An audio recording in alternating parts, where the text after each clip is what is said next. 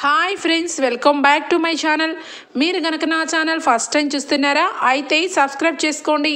అలాగే పక్కన ఉన్న బెల్ ఐకాన్ని క్లిక్ చేసేయండి ఫ్రెండ్స్. ఈరోజు ఎపిసోడ్ అయితే సూపర్గా అదిరిపోతుంది ఫ్రెండ్స్. ఎక్కడా స్కిప్ చేయకుండా మొత్తం చూడండి ఫ్రెండ్స్. అప్పుడే మీరు ఎంజాయ్ చేయగలుగుతారు. నచ్చినట్లయితే ఒక చిన్న లైక్ ఇచ్చి ఎంకరేజ్ చేసేయండి. ఇక ఎపిసోడ్లోకి అయితే వెళ్ళిపోదాం. ఎపిసోడ్ స్టార్ట్ అవగానే అనామిక విషయంలో కళ్యాణ్కి అయితే పూర్తిగా మనసు విరిగిపోతుంది. ఇక ఎప్పుడు చూసినా ఏదో ఒకటి ఇంట్లో గొడవకి కారణం అనామికనే. అసలు అనామికని నిజంగా నేను ప్రేమించి చాలా పెద్ద తప్పు చేశాను. అసలు అనామిక ఇంటికి వచ్చినప్పటి నుంచి ఒకటే రచ్చ, ఏదో ఒకటి గొడవలు జరుగుతూనే ఉన్నాయి. అసలు ఎవ్వరికి మనశ్శాంతి లేకుండా చేస్తుంది అని చెప్పి కళ్యాణ్ అయితే మనసులో అనుకుంటాడు అనామిక గురించి. మరొక పక్క ఇక అపర్ణదేవి అయితే చాలా బాధపడుతుంది. ఎప్పటి నుంచో ఈ ఇంట్లో అసలు గొడవ అంటే ఏంటో తెలియదు. అలాంటి ఈ ఇంట్లో ఒకటే రభస, ఏదో ఒక విధంగా గొడవలు జరుగుతూనే ఉన్నాయి. నోటికి వచ్చినట్టుగా ఏదో ఒక మాట కావి కుటుంబాన్ని అంటూనే ఉన్నారు. ఈ మధ్య దానిలక్ష్మికి కోడలు వచ్చినప్పటి నుంచి అసలు కొంచెం పెద్దంతరం చిన్నంతరం లేకుండా ఇక ఇలా చేస్తుంది అని చెప్పి ఇక సుభాష్ గారితో అయితే చెప్తుంది. సుభాష్ గారు వెంటనే కూడా, చూడు అపర్ణ, ఏదైనా కూడా మన మంచికే. ఎందుకంటే దానిలక్ష్మికి ఇప్పటి వరకు ఏమీ తెలీదు. రేపు ఎప్పుడైనా ఖచ్చితంగా కావ్య గురించి నిజం తెలుసుకుంటుంది. కావ్య ఎప్పుడు కూడా అలాంటి విషయాలు చేయదని, కావ్య విలువేంటో తెలుసుకుంటుంది. మనం ఇక కొంతకాలం వరకు అయితే ఖచ్చితంగా వెయిట్ చేయాల్సిందే అని చెప్పి అంటాడు సుభాష్. ఆ మాటలకి అదేంటండి అలా ఎలా అంటారు అనగానే, నీకు కూడా ఫస్ట్ అంతా కూడా కావ్య గురించి తెలియక కావ్యని దూరం పెట్టుకుంటూ వచ్చావు. కానీ ఇప్పుడు నీకు అర్థమైంది కదా కావ్య గురించి. ఎంత మంచిగా చెప్పావు ఇప్పుడు. అలాగే ఏదో ఒక రోజు ఖచ్చితంగా కావ్య విలువ ఇక దానిలక్ష్మికి కూడా తెలుస్తుంది అని చెప్పి అంటాడు. ఆ మాటలకి ఇక వెంటనే కూడా ఇక నార్మల్గానే ఉంటారు. మరొక వైపు ఇక ఇందిరాదేవి లోపల ఇక రాజు విషయంలో ఆలోచన చేస్తూ ఉంటుంది. ఇక అక్కడే ఉన్న సీతారామయ్య, చిట్టి ఈ మధ్య ఎందుకో కానీ చాలా ఎక్కువగా ఆలోచన చేస్తున్నట్టు అనిపిస్తుంది. ఈ మధ్య నాతో కూడా చాలా తగ్గించేసావు మాట్లాడడం. ఏం చేస్తున్నావు చిట్టి అని చెప్పి అంటాడు. ఆ మాటలకి ఇక సీతారామయ్యకి ఇక అసలే ఆరోగ్యరీత్యా బాలేదని ఇలాంటి విషయాలన్నీ ఆయనతో చర్చించడం ఎందుకని మనసులో అనుకొని, ఏమీ లేదు బావా, నేను ఎందుకు నీతో మాట్లాడను, ఖచ్చితంగా మాట్లాడతాను. కాదంటే ఈ మధ్య కొంచెం మన మనవడు కొంచెం ఆలోచన విధానం తేడాగా ఉంది, అందుకే వాడిని సెట్ చేసే పనిలో ఉన్నాను అని చెప్పి అంటుంది. ఏంటి చిట్టి, ఎందుకు, ఎవరి గురించి మాట్లాడుతున్నావు? మన రాజు గురించేనా అనగానే, మరి మన రాజు గురించి మాట్లాడకపోతే ఇంకెవరి గురించి మాట్లాడతాను, ఇక వాడి గురించే అని చెప్పి అంటూ ఉంటే, ఏమైంది వాడికిప్పుడు అని చెప్పి అడుగుతాడు.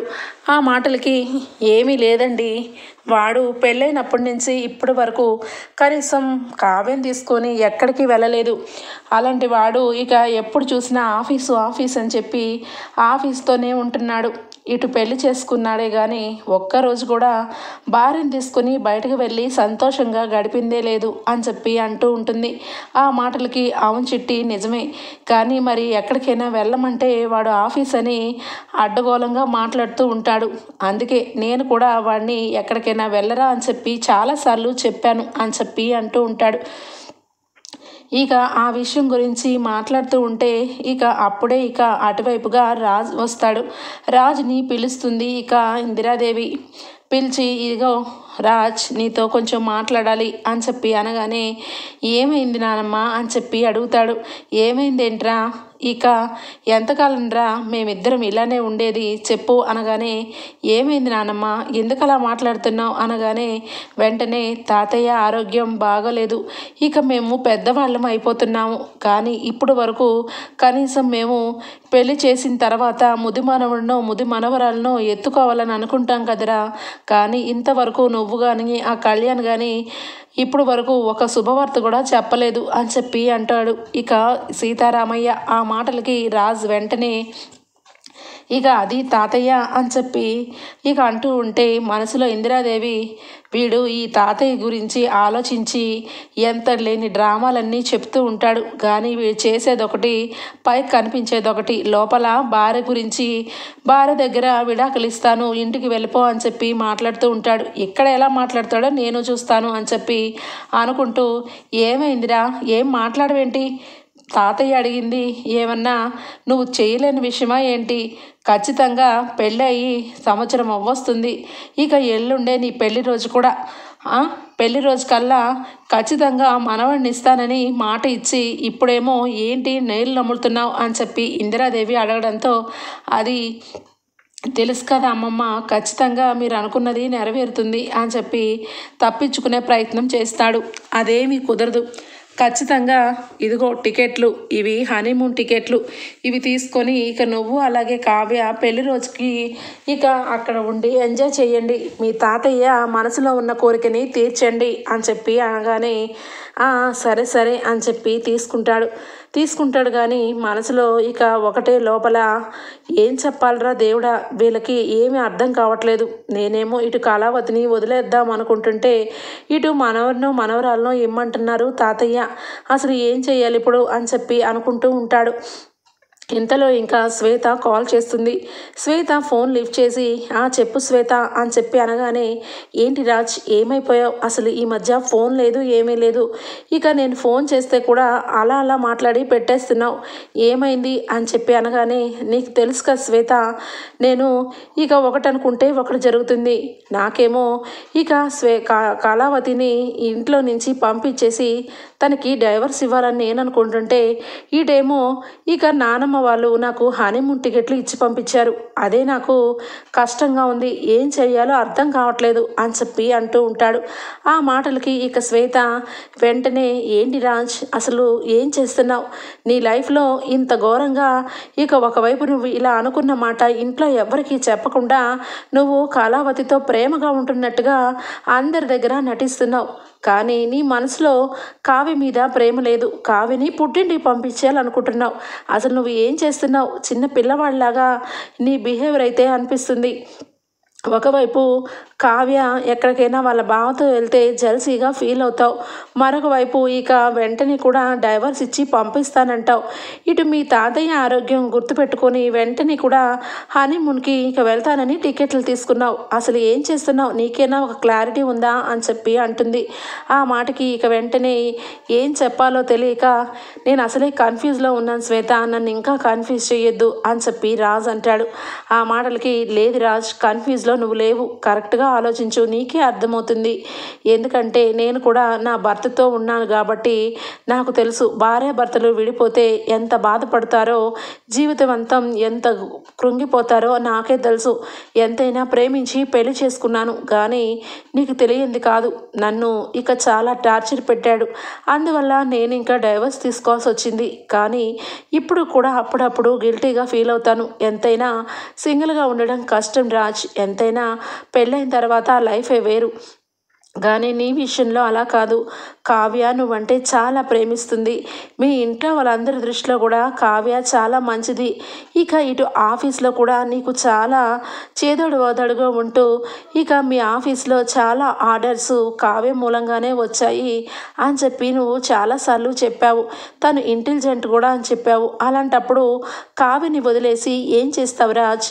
ఇటు మీ నానమ్మ తాతయ్య వాళ్ళు పెద్దవాళ్ళు, వాళ్ళు పిల్లలు చాలా సంతోషంగా సుఖంగా ఉంటే చూడాలనుకుంటారు, అలాంటిది వాళ్ళ కోరికని తీరుస్తానని ఆశ పెడుతూ మరొక వైపు ఇక కావ్యకి డైవర్స్ ఇవ్వాలని అనుకుంటున్నావు, నువ్వు ఒక్కసారి నీ జీవితం గురించి ఆలోచించు అని చెప్పి శ్వేత 4-5 సార్లు రాజుకి వత్తి మరీ చెప్తుంది.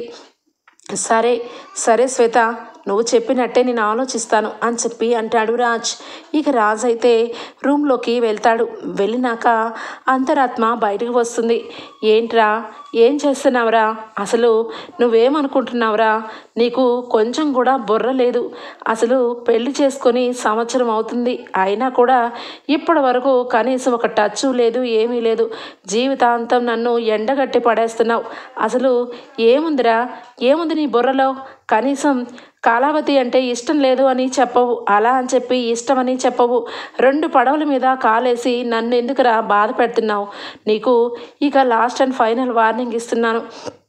కళావతితో కలిసిపోయి చక్కగా పిల్లల్ని కని ఇక పెద్దవాళ్ళ చేతికి ఇస్తున్నావా లేదా?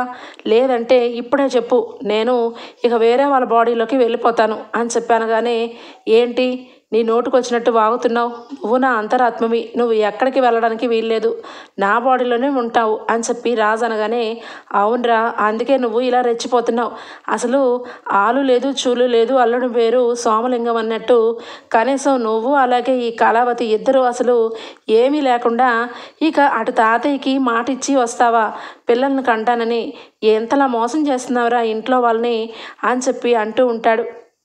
మరి ఏం చేయమంటావు? నాకైతే ప్రేమ లేదు కళావతి మీద అని చెప్పి అంటాడు. నోర్మి, అబద్ధాలు చెప్పకు. నువ్వు కళావతి మీద నీకు ప్రేమ లేకుండానే ఇక వాళ్ళ బావ వస్తే మనసులో కుళ్ళిపోయి కుసించిపోయి ఇల్లు వదిలేసి ఇక తనతో పాటు తోకలాగా ఇక వాళ్ళ అమ్మ వాళ్ళ ఇంటికి వెళ్ళావు.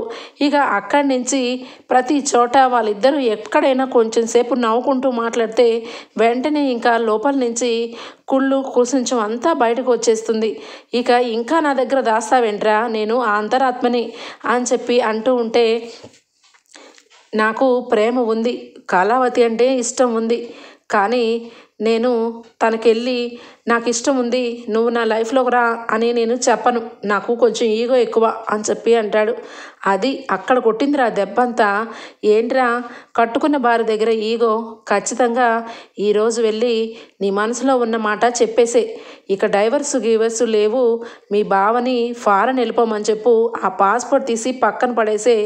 ఇక పెళ్లి రోజు కల్లా మన ఇద్దరం హనీమూన్ వెళ్ళి ఎంజాయ్ చేసి వచ్చి పిల్లల్ని కని పెద్దవాళ్ళ చేతికి పెట్టాలి, జరిగినవన్నీ మర్చిపోమని చెప్పు, లేదంటేనా అనగానే సరే అయితే అని చెప్పి ఇక వెంటనే కూడా అనుకుంటూ ఉంటాడు. కావ్యని ఏదో రకంగా ఇక కన్విన్స్ చేసి ఖచ్చితంగా ఇక ఈ డైవర్స్ని ఇక తర్వాత ఎప్పుడన్నా పోస్ట్ పోన్ చేస్తాను అని చెప్పి అనుకుంటూ ఉంటే, ఇదిగో మళ్ళా మొదలు పెట్టావా? డైవర్స్ గివర్స్ ఇంకా లేవు, ఇక కళావతి నువ్వు ఇద్దరు ఒక్కటైపోవడమే ఆలస్యం అని చెప్పి అంతరాత్మ అంటూ ఉంటుంది. ఇక ఇటువైపుగా కావ్యకి ఇక వాళ్ళ ఇందిరాదేవి అయితే డైవర్స్ పేపర్లు తీసుకొని వెళ్ళి సంతకాలు పెట్టించేసి ఇక వాడి మనసులో ఉంచి ప్రేమ బయటకు వస్తుంది. నువ్వు దూరం అయిపోతున్నావని తెలిసినమ్మటే నా మనవడు నిన్ను ప్రేమిస్తున్నానని ఇక ఖచ్చితంగా ప్రేమని బయట పెడతాడు అని చెప్పడంతో కావ్య కూడా చాలా బాధపడుతూ ఇక కృష్ణయ్య మీద భారం వేసి ఇక డైవర్స్ పేపర్లను అయితే తీసుకొని ఇక రాజ్కి ఖచ్చితంగా ఇక మాట్లాడడానికి ఆ పేపర్ల మీద ఏడ్చుకుంటూ సంతకం పెట్టి, ఏమండి ఈ పేపర్ల మీద మీరు కూడా సంతకం పెట్టండి, ఇంకా ఈ రోజుతో మీకు నాకు చెల్లిపోయింది, ఇక ఖచ్చితంగా డైవర్స్ 1 వారం 10 రోజుల్లో వచ్చేస్తాయి, అప్పుడు హ్యాపీగా మీరు మీ శ్వేతంతో పెళ్లి చేసుకోవచ్చు అని చెప్పి అనగానే రాజ్ ఒక్కసారిగా షాక్ అయిపోతాడు. ఇదేంటిది, నేను ఒకటి అనుకుంటే కళావతి ఇంకొకటి చేసింది అంటే నిజానికి ఆ బావగాడితో ఇక ఫారెన్ వెళ్ళిపోదామని నిర్ణయించుకుందా ఏంటి అని చెప్పి వెంటనే కూడా ఏం మాట్లాడుతున్నావు కళావతి, ఏంటి డైవర్స్ అంటున్నావు, అన్నీ కూడా అబద్ధాలు అని చెప్పి అంటాడు రాజ్.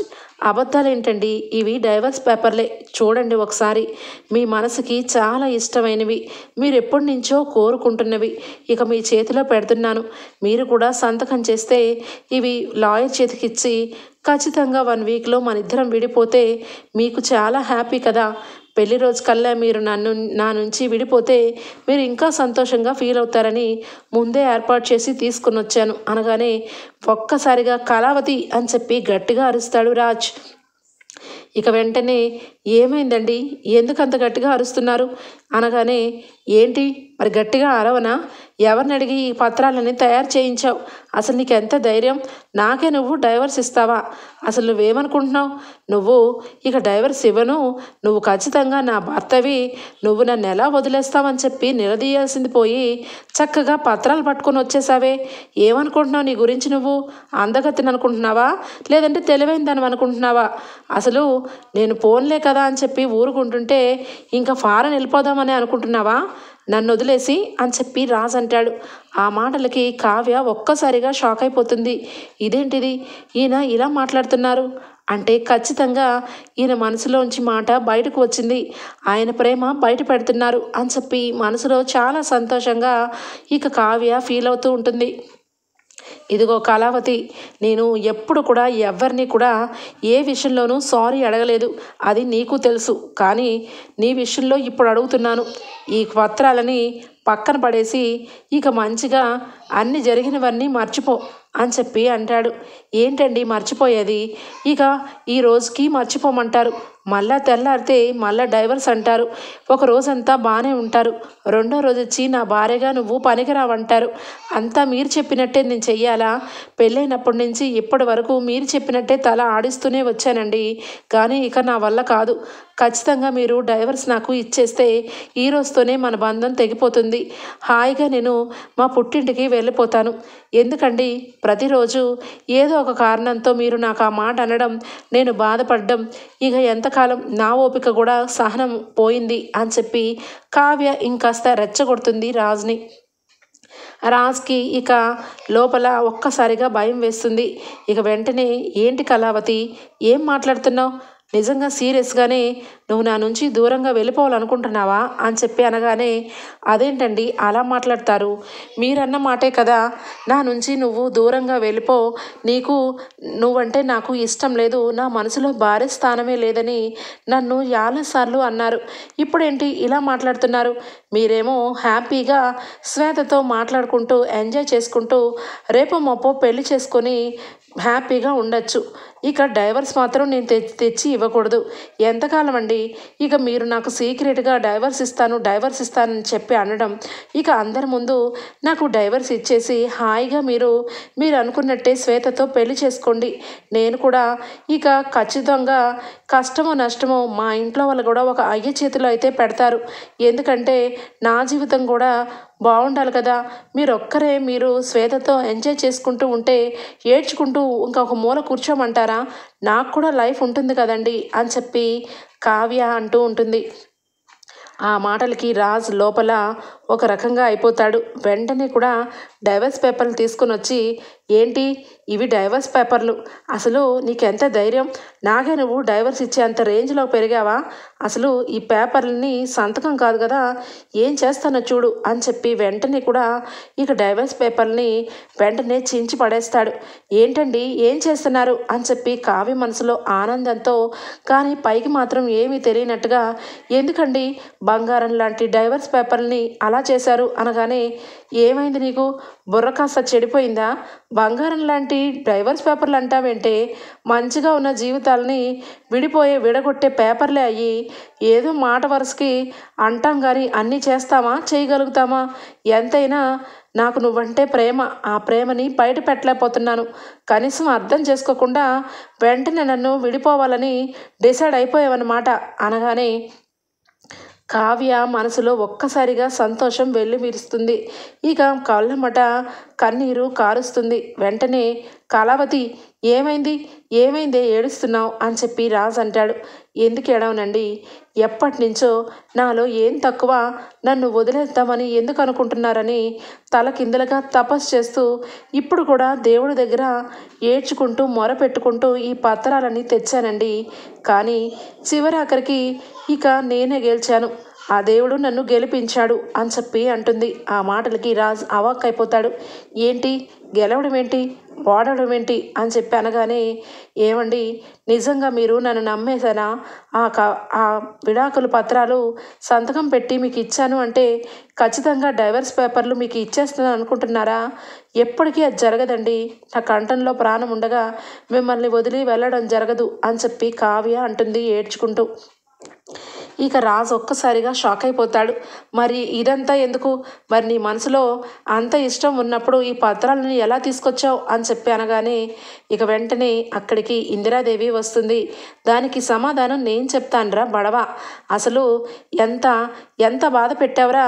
నీ మనసులో ఉన్న ప్రేమని తీసుకురావడం కోసం మేము ఇన్ని ప్లాన్లు వేయాలా అని చెప్పి అనగానే, ఏంటి నానమ్మ ఏం జరుగుతుంది నా వెనకాల అనగానే, ఏం జరుగుతుందా అని చెప్పి కావ్య కావ్య వాళ్ళ బావని పిలుస్తుంది. వెంటనే వాళ్ళ బావ వస్తాడు. ఏంట్రా, ఏంటి అవాక్కైపోతున్నావా? ఎంత నాటకం ఆడావురా? నీ మనసులో ఇక కావ్య మీద అంత ప్రేమ పెట్టుకొని ఎంత డ్రామా ఆడతావా? అసలు కావ్యని వదిలేస్తాను అని చెప్పి ఒకటే నస పెడుతూ ఆ పిల్లని బాధ పెడుతూ నువ్వు బాధపడుతున్నావు. అసలు ఎందుకురా ఇదంతా అని చెప్పి అనగానే, నానమ్మ ఇదంతా నీకెలా తెలుసు అనగానే, నాకు తెలియకుండానే అన్నీ జరిగిపోతున్నాయి అనుకుంటున్నావా? నిజానికి కావ్య వాళ్ళ బావ ఇద్దరికీ కూడా నీ సంగతి తెలుసు. అందుకే నీ మనసులో ఉన్న ప్రేమని బయట పెట్టాలని నేనే వెనకాల ఉండి ఈ కథ అంతా నడిపించాను. నేను చెప్పాను కదా కావ్య, వీడి మనసులో నీ మీద కొండంత ప్రేమ ఉంది, కానీ వాడు ఎందుకో చెప్పట్లేదు.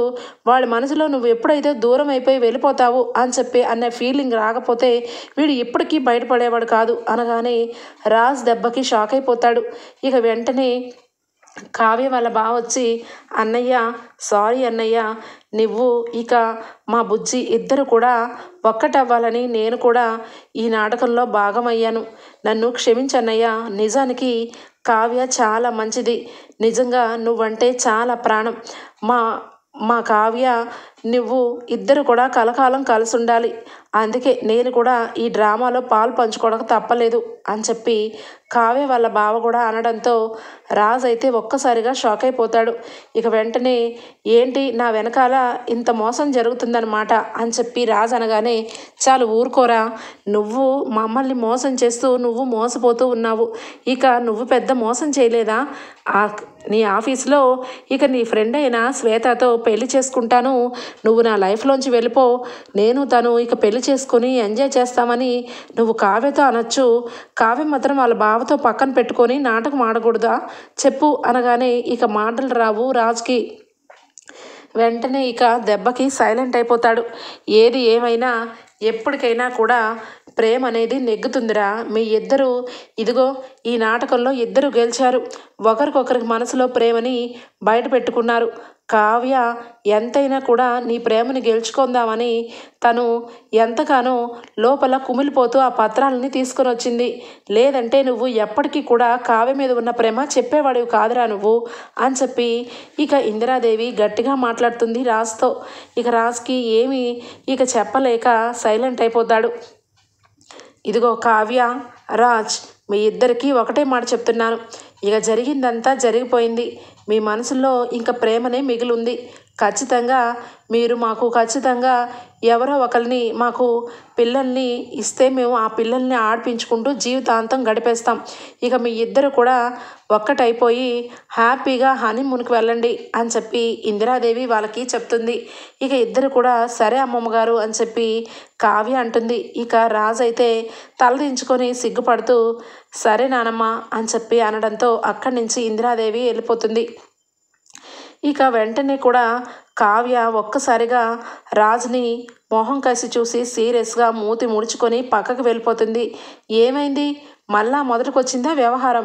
అయినా ఎంతైనా కూడా నాకు ఇష్టం ఉంది అని అనగానే చూసారా ఈ ఆడాళ్ళు మొహం అంతా ముడిచేస్తారు అని చెప్పి రాజు అనడంతో నేను మొహం తిప్పుకుంది మీ గురించి కాదులేండి అని చెప్పి అనడంతో మరి ఎవరి గురించి తిప్పుకున్నావు అని చెప్పి అంటాడు.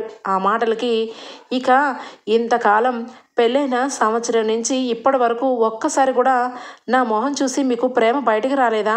నేను వెళ్ళిపోతున్నాను విడిపోతున్నాను అంటే తప్ప అని చెప్పి కావ్య అనగానే ఇక వెంటనే రాజు అయితే ఇదిగో కళావతి, నాతో ఇవన్నీ కుదరదు. నేను అందరిలాగా భార్య అలిగితే వచ్చి బతిమలాడే టైపు కానే కాదు. నువ్వంటే నాకు చాలా ఇష్టం. నువ్వు లేకపోతే నేను లేను. అంతవరకే. అంతకు మించి ఇక ప్రతిదానికి చిన్నదానికి పెద్దదానికి వచ్చి నీ వెనకాల పడుతూ ఇక ప్రతి విషయంలోనూ నీకు చేదోడు వాదోడుగా ఉంటానని ఊహిస్తావేమో. అవన్నీ నాకు చేతనవ్వవు. ఈ స్వరాజ్కి అసలు ప్రేమ అంటే ఏంటో తెలీదు. కానీ నాలో కూడా ప్రేమ ఉంది అని చెప్పి గుర్తించావు కాబట్టి చెప్తున్నాను అని చెప్పి ఇక మళ్ళా మాట్లాడగానే వెంటనే కావ్య మీరు ఎప్పటికీ ఇంతేనండి, మీరు ఎప్పటికీ ఇలానే ఉండాలి అని చెప్పి ఇద్దరు కూడా చాలా నవ్వుకుంటూ ఇక రాజ్ కావ్యాలైతే ఒక్కటైపోతారు.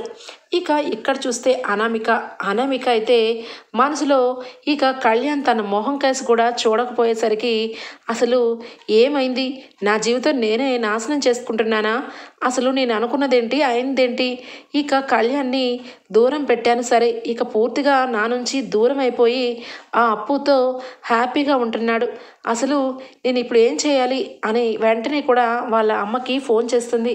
ఇక వెంటనే కూడా వాళ్ళ మమ్మీ ఫోన్ లిఫ్ట్ చేసి, ఏంటమ్మా బేబీ, ఏంటి, ఎందుకు ఫోన్ చేసావు అనగానే, ఏంటి మమ్మీ, నాకెందుకో చాలా బాధగా ఉంది, తలకొరివి తెచ్చుకున్నట్టు అనిపిస్తుంది, ఇక కళ్యాణ్ నన్ను పట్టించుకోవట్లేదు, కనీసం ప్రేమగా కూడా చూడట్లేదు, ఇప్పుడు నేను ఏం చేయాలి అనగానే, ఓసే పిచ్చి మొహమా, నీవంతలు నువ్వే నీ జీవితాన్ని నాశనం చేసుకుంటున్నావు, అల్లుడు గారితో ప్రేమగా ఉన్నట్టు నటిస్తానన్నావు కదా, మళ్ళా ఎందుకు అనవసరంగా అల్లుడు గారిని రెచ్చగొట్టావు, ఇక అప్పు చూసావా మెల్లగా పిల్లిలా ఉంటూ ఇక మెల్లమెల్లగా తన వైపుకి లాక్కుంటుంది, కొంచెం కూడా నీకు గుజ్జు లేదు అని చెప్పి అంటూ ఉంటుంది.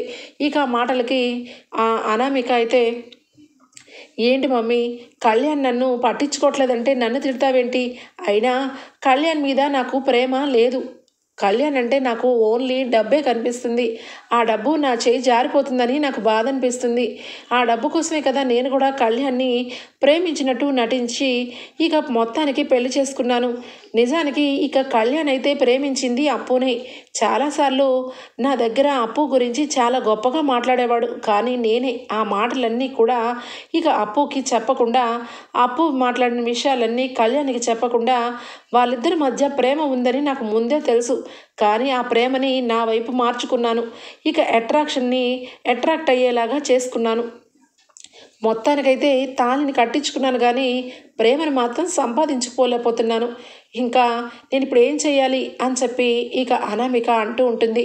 ఆ మాటలకి ఇక అటువైపుగా అప్పుడే కళ్యాణ్ వస్తాడు. కళ్యాణ్ చెవులో పడతాయి ఈ మాటలన్నీ, అనామిక వాళ్ళ అమ్మతో మాట్లాడిన మాటలన్నీ కూడా.